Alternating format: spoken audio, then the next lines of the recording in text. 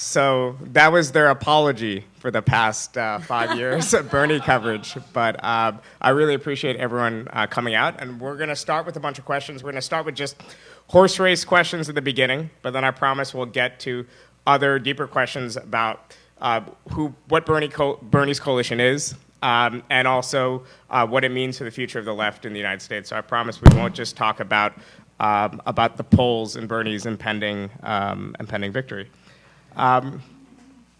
But I guess to start with, Eric, it seems like Bernie Sanders is actually going to win this thing, pending South Carolina, Nevada, and so on.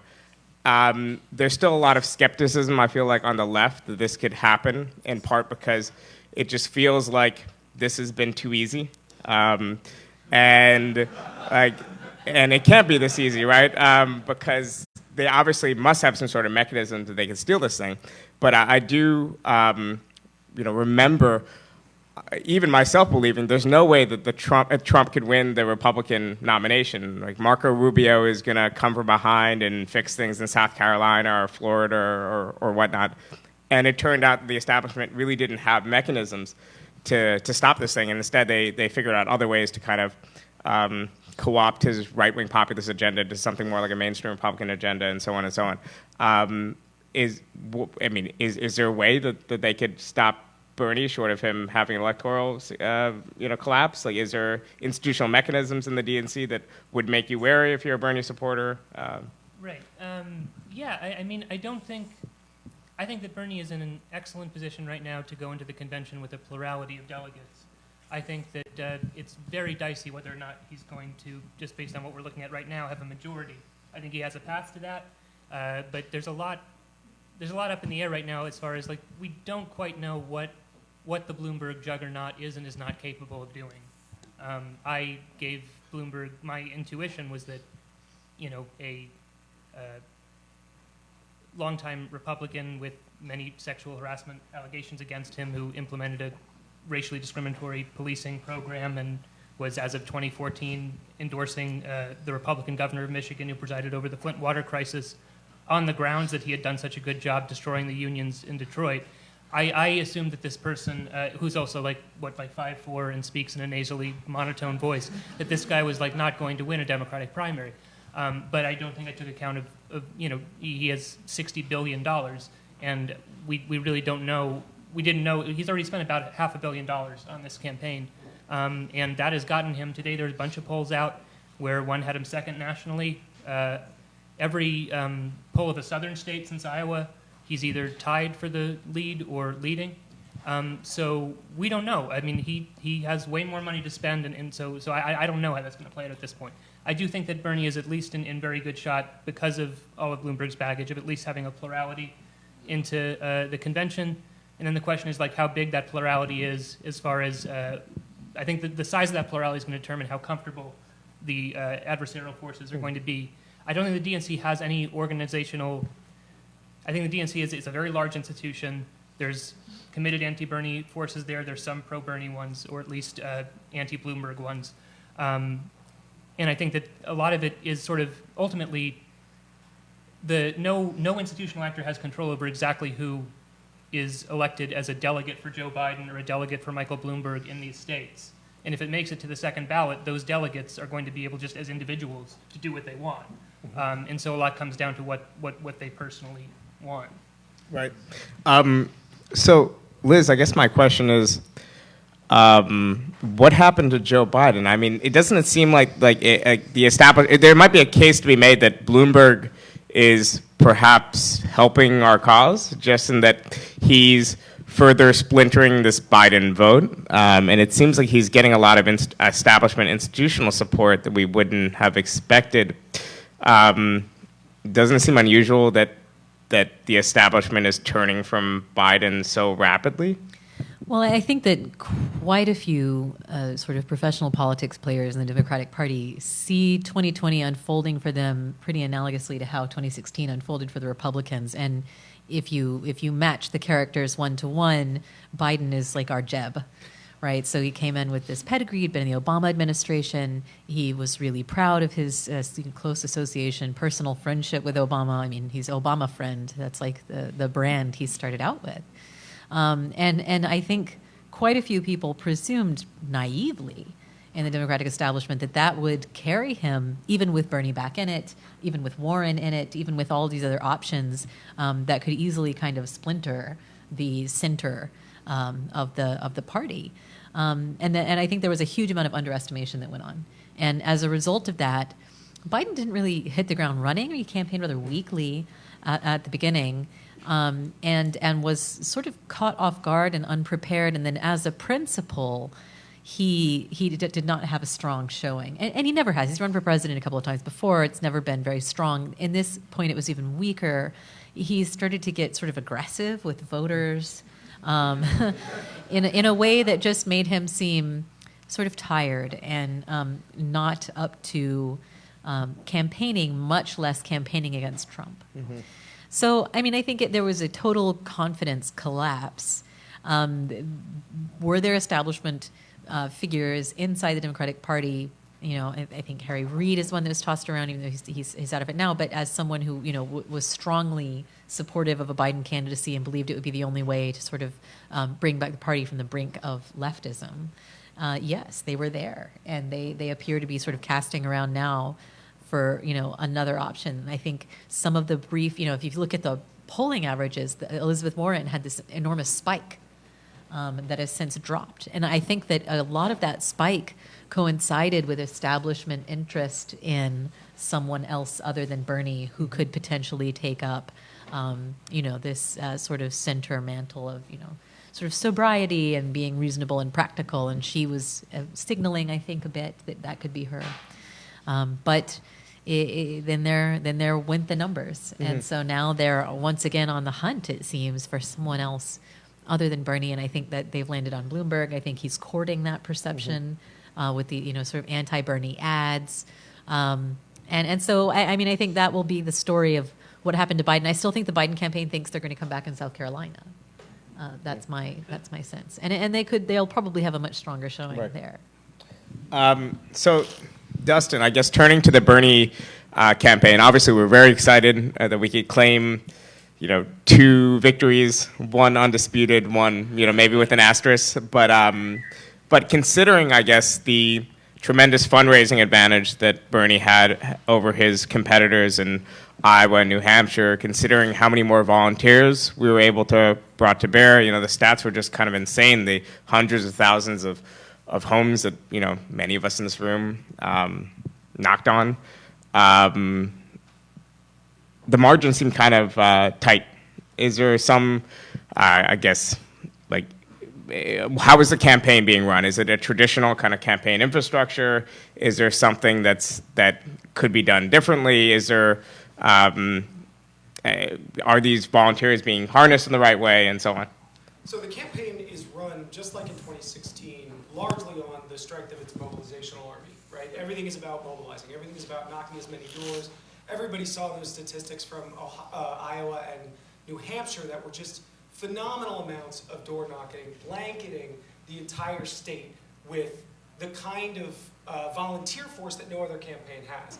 And that's really where the campaign has put a lot of its resources. Until now, and we can talk about what might be happening in the campaign now. Now, that can get you very, very far in local races. It can get you very, very far in congressional races. In a presidential race, it does have its limits. And I think what we're seeing in the smaller margins are some of those limits. The lack of paid media from the Bernie Sanders campaign, I think, has actually lowered its ability to reach out to older voters, lowered its ability to reach out to traditional voters and non-traditional, non-frequent voters. So the mobilizational arm is really strong, and it's something that we should keep intact, but it's something that we have to recognize. Bernie is up against much, much more than every other candidate. And so relying on that mobilizational arm is good, but we also have to do traditional retail politics campaign stuff better than every other campaign. if we want to win. And I think that's something that the campaign is learning now as we go into Nevada. It's learning that you actually have to do the best version of Democratic Party politics if you're going to be the Democratic Party politics outsider. So I think that's something that the campaign is kind of working through now. We'll see what Nevada looks like, but my hope is we'll see a much bigger swing toward Bernie's direction in Nevada because of some shifts in the way they're emphasizing the campaign, especially with doing a lot more television ads to reach older voters.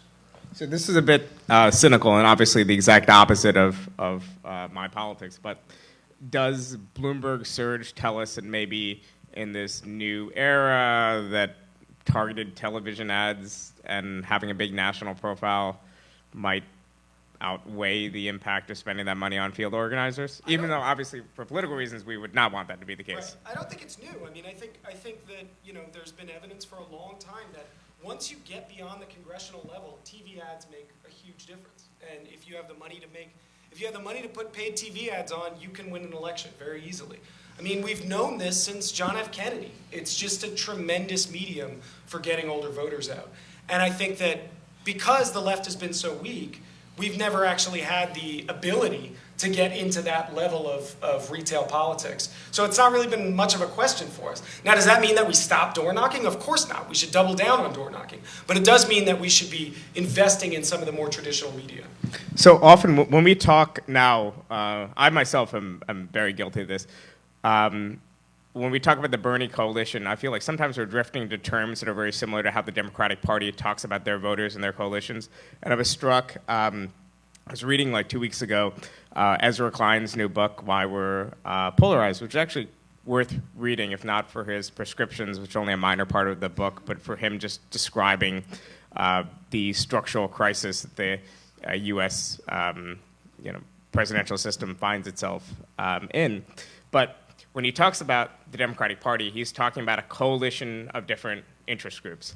You have the women, you have the Latinos, you have the black vote, you have the union vote, you have all these discrete little different coalitions, and the goal is to kind of win them over more generally by winning over a few like power brokers and speaking to their issues as defined by a few kind of people who are mediating, for their community.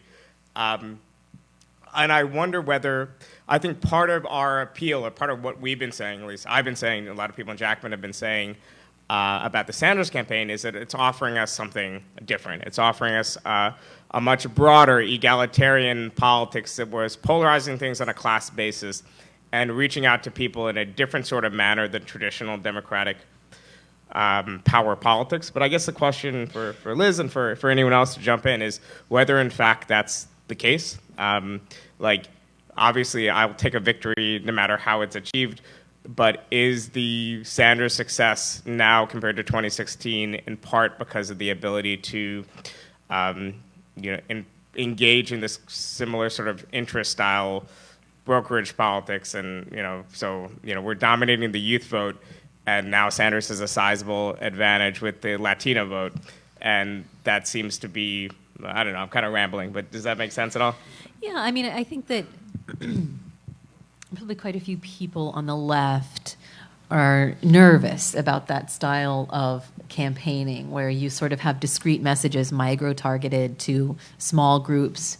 That was a pretty significant part of the Clinton 2016 campaign, the sort of micro-targeting and tailoring of a message, and sometimes presenting very different versions of the message that are, almost hard to identify with the main campaign messaging. Does anyone remember the Hillary is your abuela thing? Or intersectional student loan issues? Yes, yeah. So there were a lot of situations where, not only did those efforts at targeting end up causing trouble for the campaign, they ended up kind of confusing what the message even was. So I think that good lessons were learned there. On the other hand, there were reasons that Clinton was trying to campaign in that way, and that is because the Democratic Party is made up of lots of different kinds of people who do have priorities they put in different orders.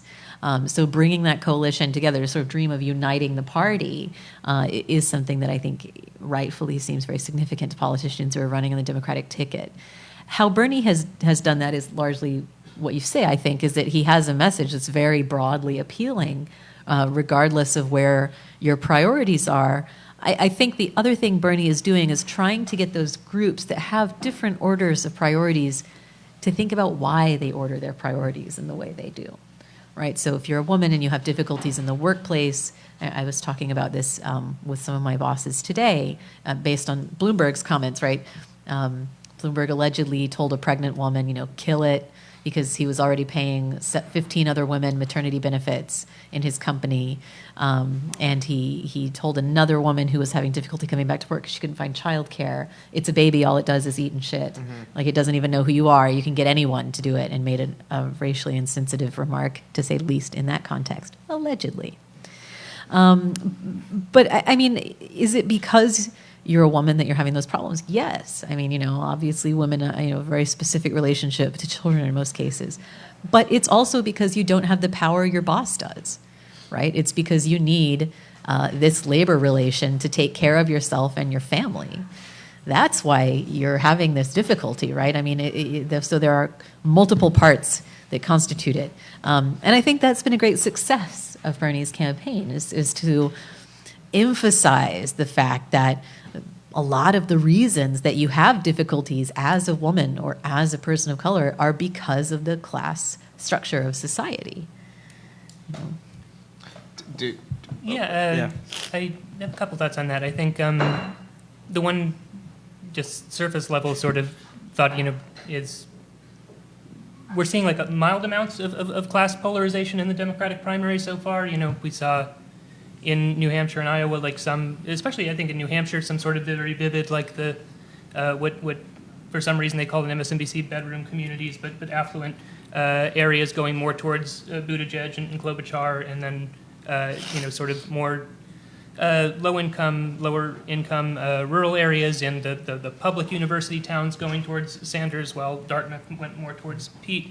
So a little bit of that, but what we're really seeing most extraordinarily and vividly and sharply is this polarization along age lines, which is something that is really interesting, has a class component to it as far as which cohorts are more likely to own assets and which ones are more likely to have debt. But there's something else going on there as well, and it's not exactly ideal for any kind of sort of theory of change, but a left one included, given how much older folks vote.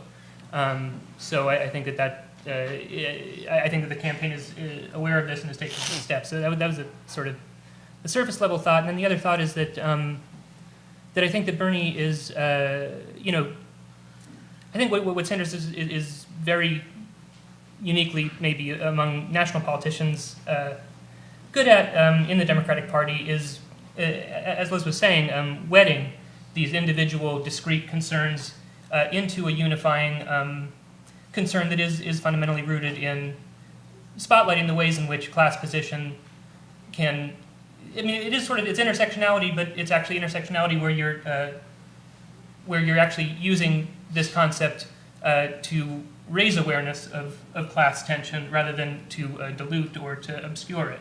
And so, spotlighting the way in which the vulnerabilities that African Americans have by having this membership in a historically subordinate racial caste in our country is very much exacerbated by where they are in the socioeconomic hierarchy and what resources they have available to them, the ways in which a woman's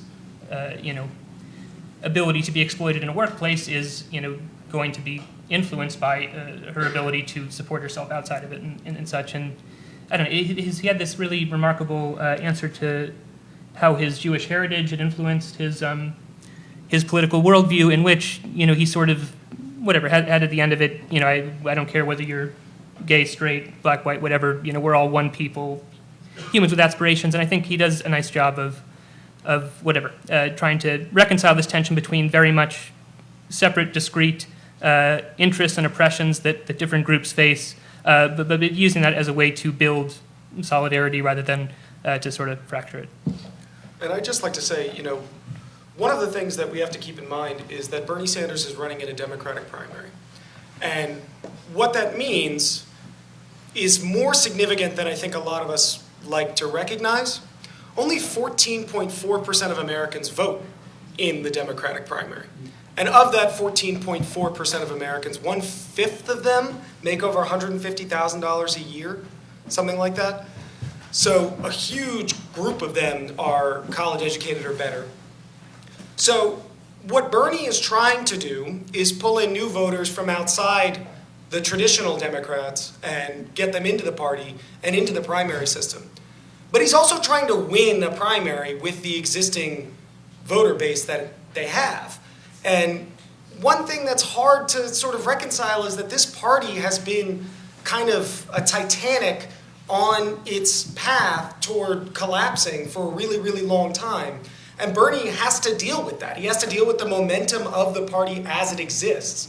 And I think that has a lot to do with the way he's sort of approaching these demographic questions, the way he's trying to cobble together this coalition, because he knows he can't actually, in one presidential cycle, completely change the makeup of who votes in a Democratic primary. We'd love to, and he'd love to. I mean, that's his politics for 50 years is exactly that.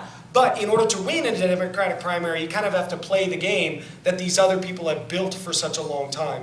And so I think that cobbling together of this basically Obama coalition part 2 is what he's doing. And I think he's doing a good job of it, on top of trying to bring in a new layer of infrequent working class voters, a new layer of poorer voters who don't typically come out for primary elections. And I think it's succeeding so far.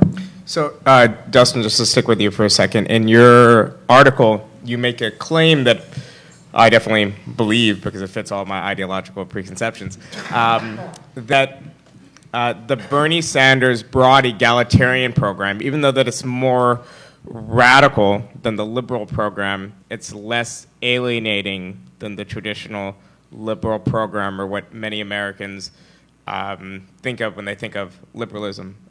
So I guess can you explain that a bit? Can you explain why self-described independent voters who sometimes don't like liberalism, or regular voters, could be more attracted, let's say in a general election, to the Sanders program than to something that's more moderate, a little bit to his right?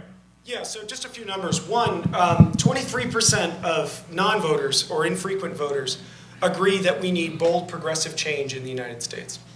70% of those same voters agree that we need Medicare for all. Only 20% of non-voters identify as liberal. About 80% of those same voters agree that they would like a president that will fundamentally change American society. So what we're looking at is a weird thing. What's happening in American society is that class demands are coming to be seen as common sense. Medicare for all, free university tuition, a $15 minimum wage, fixing the trade situation, actually adding jobs, restoring manufacturing. These things, a huge, huge segment of the population agrees with. What the population doesn't like is the culture of liberalism. What they don't like, 80% of Americans think that America is too PC. So at the same time that we're seeing the most radical shift in the working classes sort of demands in over a century, we're also seeing them completely reject the culture of liberalism.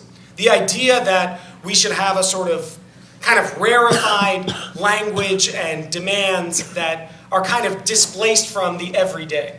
And I think the left has to grapple with this, because the left has traditionally approached, in our complete impotence and inability to win state power, the left has traditionally approached demands as a kind of wish list of things that we like that we think are good, right? Working class politics is not made up of things that we like and think are good. Working class politics is fundamentally about prioritizing, and prioritizing the issues that working class people care about. And I'm sorry to say it, it's not prison abolition, it's not police abolition, it's not the elimination of borders. It's Medicare for all, a higher minimum wage, and jobs and trade.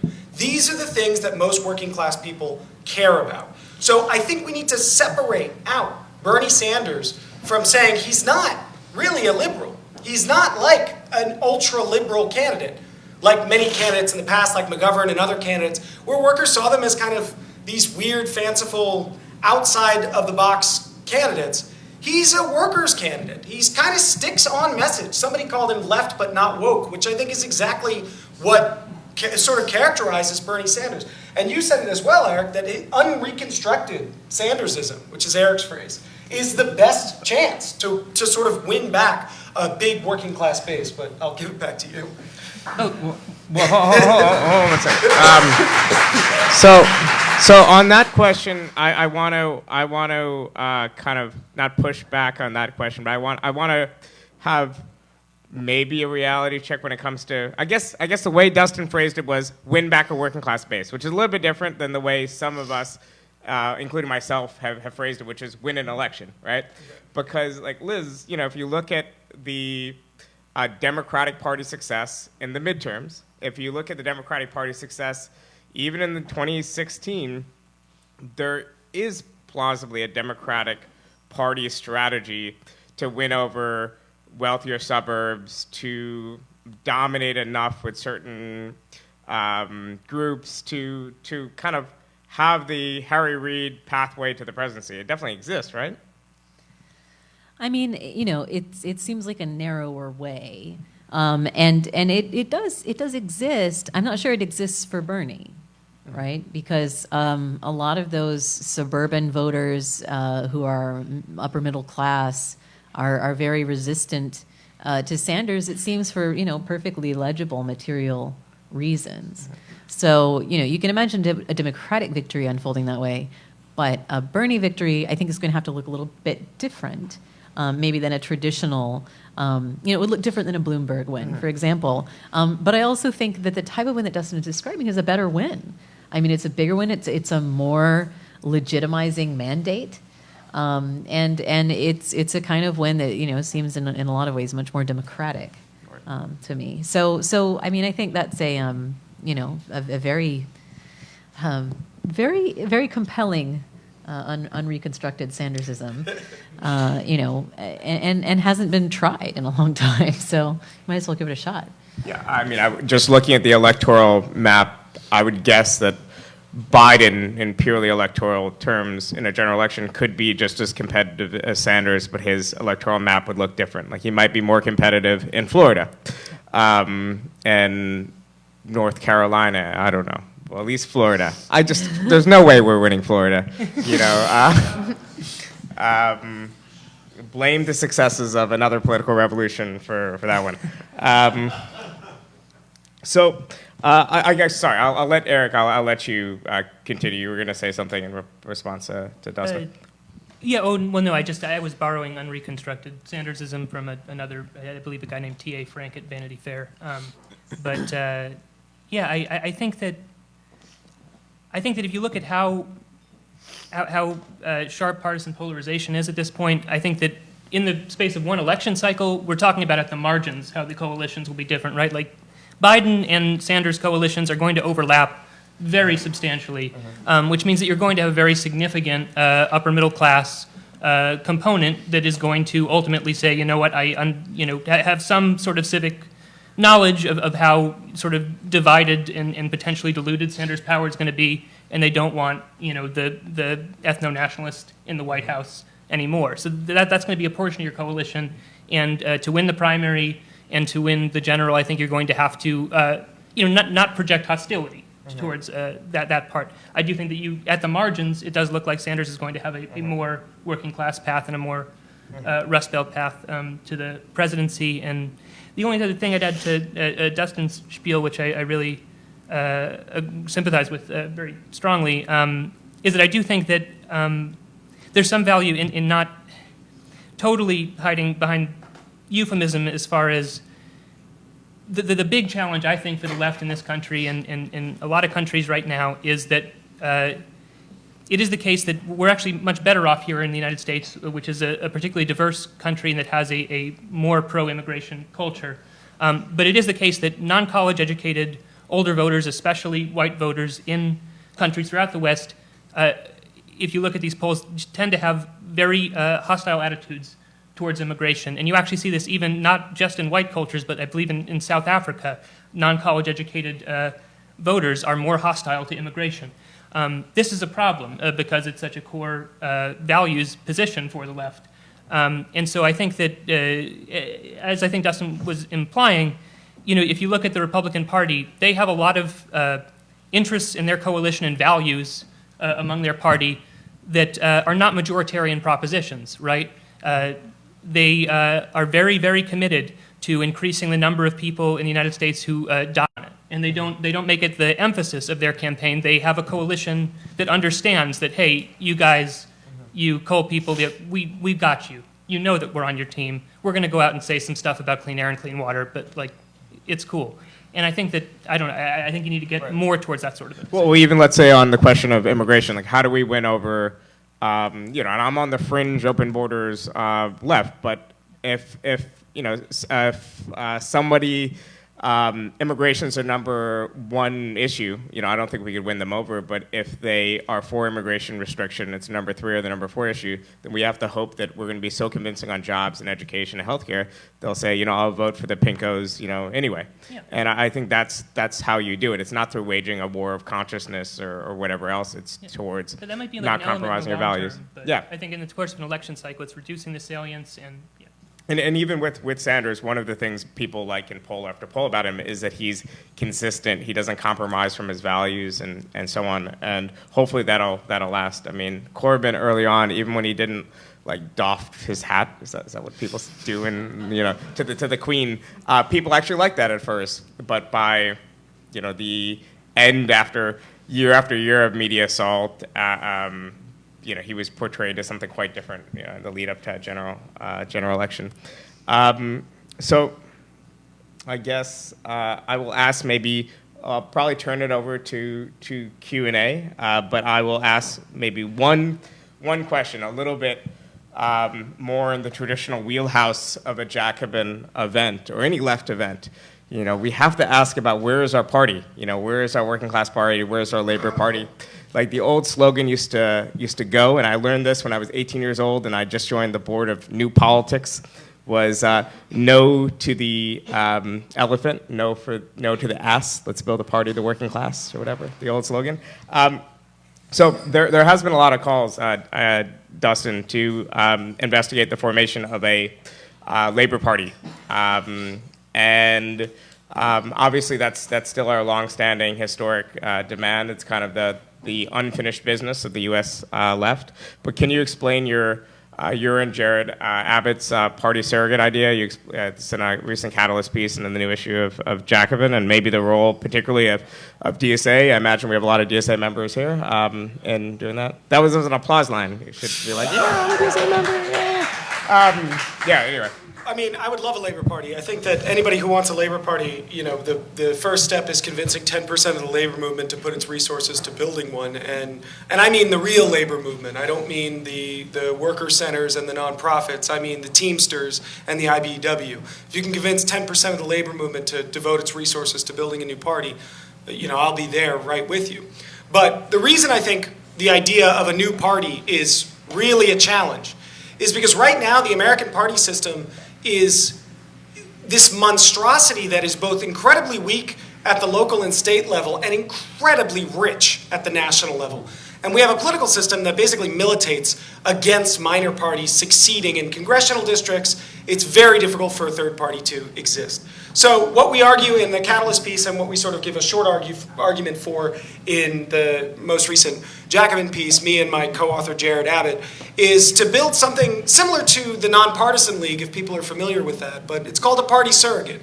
It acts like a party, it looks like a party, it smells like a party, but it uses the Democratic Party ballot line.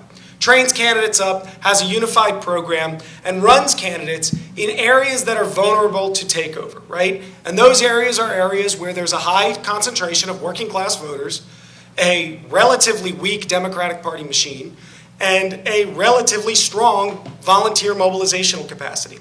If you can use an organization like DSA to do that, and I think the only way DSA is going to do it is if it gets a kick in the ass from organized labor. If you can use DSA as an organization to do that, you can really get very far. You can actually elect a lot of people throughout the country. But right now, we're weak, right? I think that we have to remember that the American left, even in its resurgence, has only elected 0.01% of elected offices in the United States. So AOC and Ilhan Omar and Rashida Tlaib and all these like big flashy victories, we have 0.01% of American elected offices. There are 500,000 elected offices in the United States. We have not made a dent. And if we're going to make a dent, we should stop fantasizing about the glorious day in which we have a brand new party that just takes government in 2 election cycles and start thinking about how we can actually run candidates in vulnerable districts to win on a platform of working class priorities. So particularly, okay, sorry, just one last follow-up before Q&A.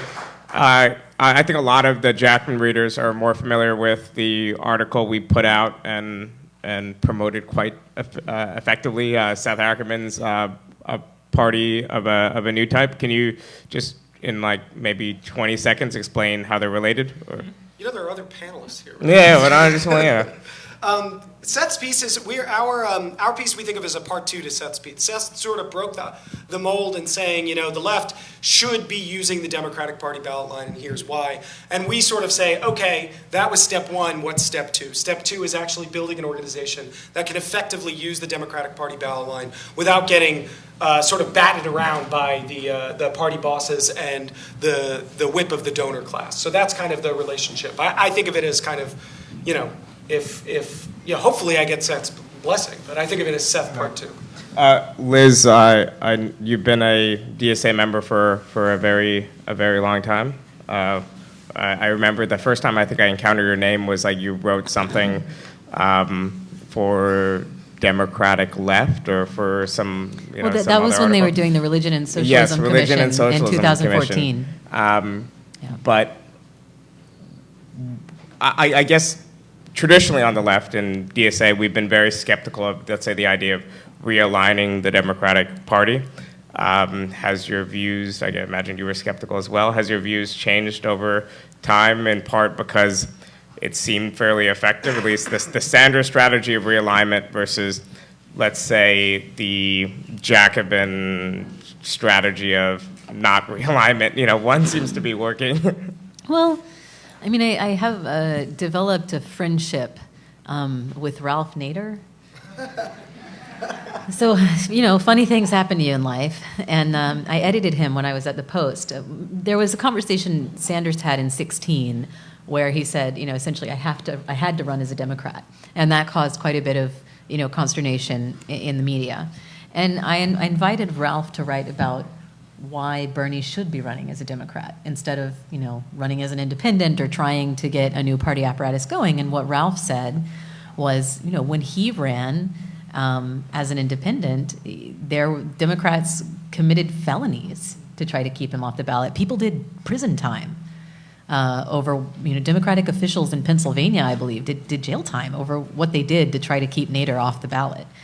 He was sued in multiple states, multiple frivolous lawsuits. He had his assets frozen. He ended up spending lots and lots of money, you know, that he could have been spending campaigning, just trying to fight these lawsuits to get onto the ballot. So, you know, over time, getting to know Ralph and hanging out with him, I mean, you can see that it's like it's psychologically like ground him down, trying to do things outside of the party apparatus. So I began to sort of have access to a window into why kind of, you know, using the Democratic Party apparatus might be, you know, not only easier, but more tactical. Mm-hmm. And so I think I have been persuaded of that view, I think. Right. Ralph Nader, someone who saved hundreds of thousands of lives with airbags, unlike every Democratic president who's like responsible for tens of thousands of well, that's what deaths, he says. right? You know, someone asked him once, you know, aren't you worried about what the Democrats are going to do to your reputation? He said, what are they going to do? Take seatbelts out of cars? Yeah. So we keep our running time very, very, very short. So let's do like 9 minutes of questions. We're going to cut the live stream, so if you have questions, you could just stand up and shout, and I'll try to just point to 3 people. We'll do